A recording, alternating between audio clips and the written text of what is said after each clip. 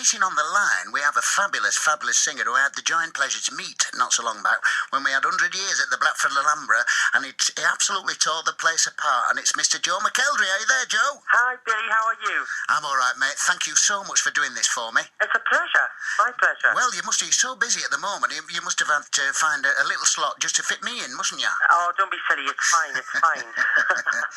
I'm very pleased for you, Joe. You're doing so wonderfully well, aren't you? You really are a massive success.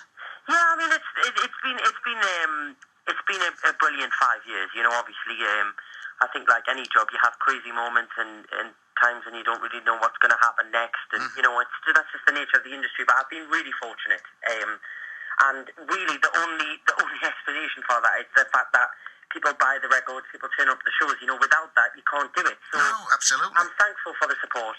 And you need good people around you, don't you? Especially at this time in your career, when you're doing so immensely well. You need a good team around you, don't you? Yeah, I think that is the key to it as well. Having a great team around you that like understand where you want to go, what you want to do. Yes. And kind of that you get on really well with, which I'm very fortunate to have. It's fabulous. Well, I wouldn't say that you're lucky, because I think people who've got talent are not necessarily lucky, but because you've got to be. When you're so talented, you've got this wonderful voice, and I think that you've got this mass appeal with a marvellous, lovely fan base. But I wouldn't call that luck. It's because you're talented, and that's what it is. Sometimes you are lucky. You do need a bit of luck to get on, don't you? But you deserve it, man. That's all I'm trying to say, really. Thank you very much. Well, it was, if people don't realise, it was 2009, I think, when you won the X Factor. I know. It doesn't feel that long. It doesn't feel that long ago, because I think everything's like happened so fast. And I mean, you know what it's like when you're out on the road and you're touring and stuff, and you're working. Like the months just fly by. Yes, absolutely. You kind of lose track of all time. So it has flew by for me, but I can't believe it's 5 years. It's quite a long time ago. And you're still a very young man. Apparently, you were just 18 years old when you auditioned for the X Factor. I was. I'm getting old now. I'm 23. 23. It must be a great experience, though, to be travelling about like you are, packing all these theatres out, and it must be fun. I mean, I do travel about, but I have to say that I don't exactly pack them out. But I enjoy what I do. But it must be tremendous to have that kind of success at this moment. You really are such a star, and of course, the theatres are packed out, and everybody's come to see you. You must have a great time. It's great. It's really good. I mean, this year, obviously, we announced the tour this time last year we announced it, actually, and I was a bit apprehensive because I'd never done a tour so big. I'd never done 60 dates. I did the X Factor tour, but obviously that wasn't like just me. It was with a lot of other people. Yes. And I was really anxious. I thought, can I do this? Will my voice hold out? Will people turn up? Yes.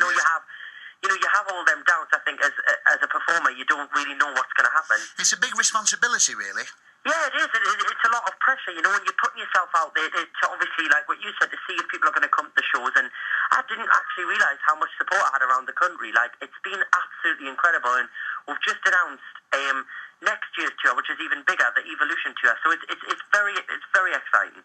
And how do you find? You don't have any trouble then with your voice? I mean, when I worked with you on that Bradford Alhambra thing, you were absolutely fantastic, and you'd had a rotten day. You got stuck in traffic and everything, didn't you? Yeah, I think I was stuck in traffic that day for about 7 hours, something like that.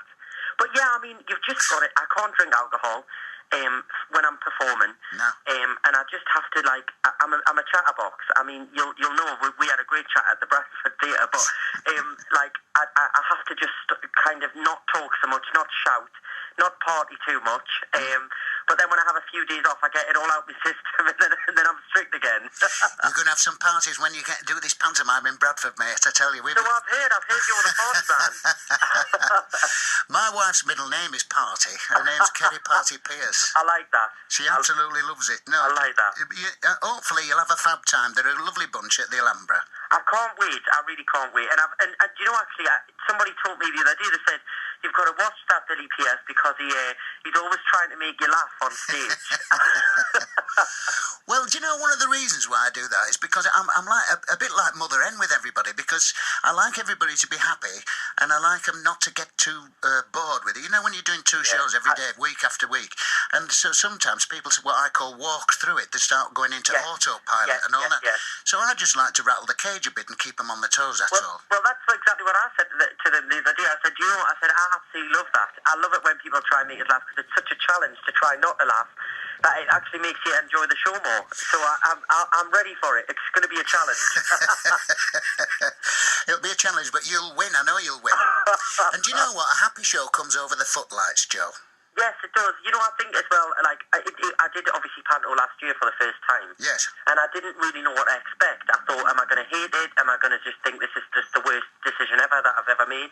And it was one of the best things that I've ever done. It was like a month's therapy. Like, I laughed every single day.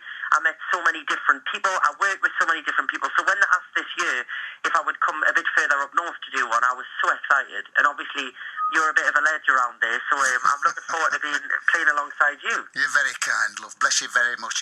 I think you're going to be absolutely fantastic. Having met you that night, and I know because you were gigging around at the same time as I was doing my gigs, certainly at the beginning of the year. And when I followed you into a place, a theatre, people were saying, what a lovely boy you are. Well, I think, you know, like, I was talking to somebody yesterday, and we were just talking about that, you know, like, about, you know, treating people with respect and things like that, and like, we were just saying, well, why would you not want to? You know, I don't want to go around and annoy people and make people, like, think, oh, what a horrible person he is, because at the end of the day, we're not saving lives, you know, we're performers, and we're saying it's supposed to be fun, it's supposed to be light-hearted, so I try and everybody that I work with, we kind of try and have that attitude when we travel around, and try and just welcome people in, you know, and make them feel at home, because I feel like I try and make my shows so personal to the audience, and I think if you're not nice and you're not approachable, then you can't do that, you know, so that's kind of my whole thing. Well, I try to make it that. Well, do you know what?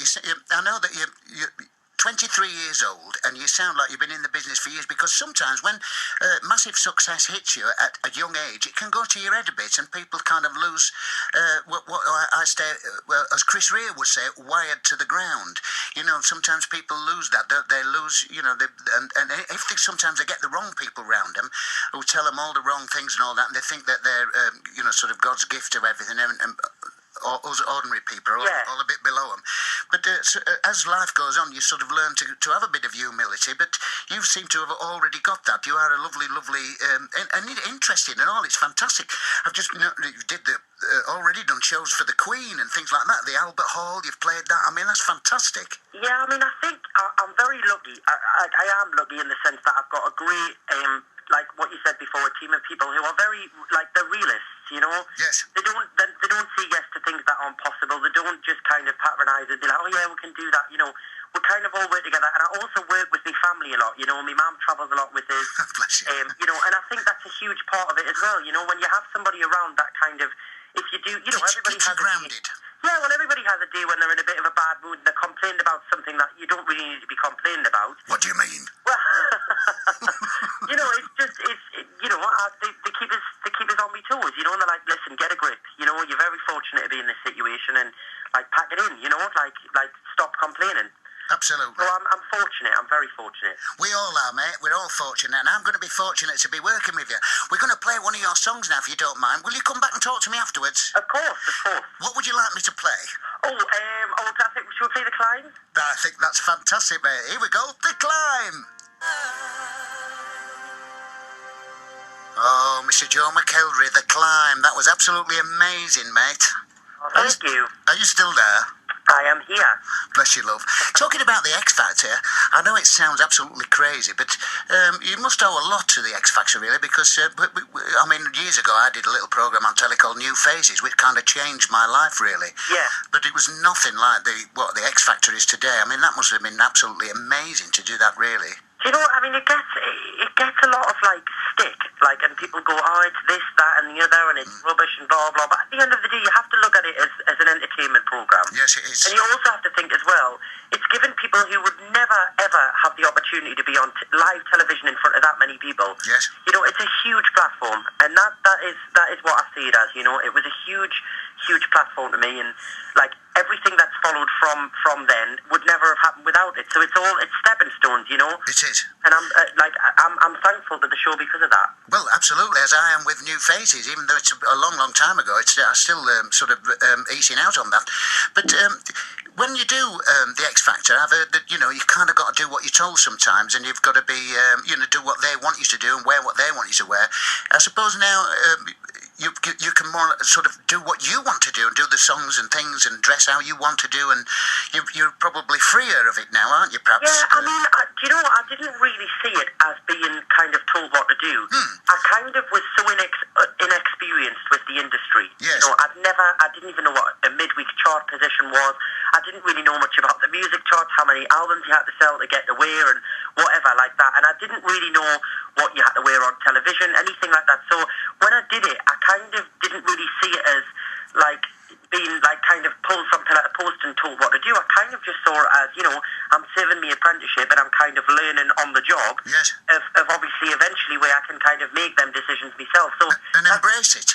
yeah, so I kind of didn't really kind of fight it. I just kind of took everything in, you know, listened to everybody, and you know, some things, you know, you listen to and you think, oh, maybe I shouldn't have, when you look back as you're more experienced. Yes. But like at the end of the day, you learn from all of that as well. So it kind of put me in a position where I was able to kind of trust my own instincts and decisions as the years have gone by. Because you've grown up. You're growing up, aren't you? You're learning all the time and soaking it up like a sponge, which you have to do in show business, you know, to kind of sink or swim sometimes. Yeah, well, there's no rule book, you know, and everybody's career is different. Yes. Everybody does different things, and everything that somebody like certain things that somebody tries might work for them and be a huge success, but it might not be for you. You know, you have to kind of follow your own path, and yes. the only way to do that is to kind of learn on the job, you know, and pick things up and try things, and maybe it works, maybe it doesn't. So it's but that makes it exciting, I think. You know, it makes it that's why it's not a 9-to-5 job. You know, oh no, definitely it's different. Yes, and you've done such a lot of things in that period of time. It's really very, very impressive. But not only that, you found time to do some charity work and things like that, which I take my absolute cap off to you for doing that. Just looking on here, you did that cycle ride, didn't you, from coast to coast? And I mean, that is amazing. They all sound like fabulous ideas at the time. And then you actually get halfway through it, and your body is screaming with pain, and you're thinking, "Uh-oh." But you know, again, they're all incredible experiences, and I think it's important if you have some sort of, no matter how big or small, if you have some sort of profile, yes. that you can raise awareness for something. You know, yeah. so many things that the press write about are really silly and meaningless. Yes. And so I try and use it a little bit to kind of highlight important things. You know, that you know, need money and need funding and things like that. I'm going to love you. I know I am. You're such a lovely boy. You really are. And the things you're saying are so close to my own heart, actually. You know, you have to give things back sometimes, don't you? You do. You know, and I was having this conversation last night, with somebody. You know, I'm very fortunate to be in the position that I'm in, and it could easily have been somebody else that I went to school with, yes. that had the opportunity that I did. You know, and I could have been in a completely different scenario right now where my life wasn't as great. You know, so I've been blessed with certain experiences, so I feel it's important to give back, you know, and acknowledge that there's people who are less fortunate and that go through, you know, medical things that you know, sometimes people are lucky to not have to go through. So it's important, you know, it's important to kind of help each other out. That's, you know, I find it touches my heart that to hear you talking like that. And a young man like you've you've sold over 550,000 albums. Yes, it's been amazing. You know, it's been an incredible. Absolutely. But again, like I say, I mean, I record the stuff and I put it out. It's people that buy it, you know, that I'm thankful for. You can't force people to buy it, I suppose. No, but you know, it's because you're talented, mate. You've got a lovely, wonderful voice, and you're a lovely man. You know, your personality is brilliant. You're very self-effacing, and I think people love you for that. To be honest. Oh, thank you. If you were a big head and you know, thought you were the greatest thing since sliced bread, I mean, what happened before sliced bread? What was the greatest thing before sliced bread? Yeah, I always wonder where that saying comes from. It's a bit like at the end of the day. Why do people say that? Why don't they just say it's the beginning of the evening? Yeah. It's right though, isn't it? It is. There's so many scenes that you could probably sit down and think, why did they say that? Absolutely. Why is it called lipstick when you can still move your lips? True. That's Yes. true. Maybe because it's no, but maybe that's because it sticks to your lips. That one. Maybe but why doesn't glue stick to the inside of the bottle? True. Yeah. True. Oh my god, I never thought about that. Why is the third hand on a watch called the second hand? Wow, we're gonna have fun working all these out. And how do you know when you've run out of invisible ink? That's true. Bless you, mate. Well, I can't tell you how much I'm looking forward to spending some time with you, Mr. McElderry. I think you sound like a really lovely, kind boy, and I think long may you reign. Yes, we're going to have fun. We're going to have lots of fun. I can't wait, mate.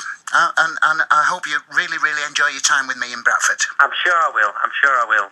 I appreciate you doing this show. It's a pleasure. No problem. We'd like to play another song, if you don't mind, one of yours. Yes. And it's a beautiful song. I know this song very much. And would you like to introduce it for us, Joe? Yes, this is my version of Dance to My Father. Oh, what a lovely song, Joe. I'm so much forward looking to working with you. Thank you. I'll see you soon, all right, Billy? Cheers. Enjoy the rest of the year, mate, before I see you. Thank you. You too. Cheers, love. Back when I was a child, before life removed all the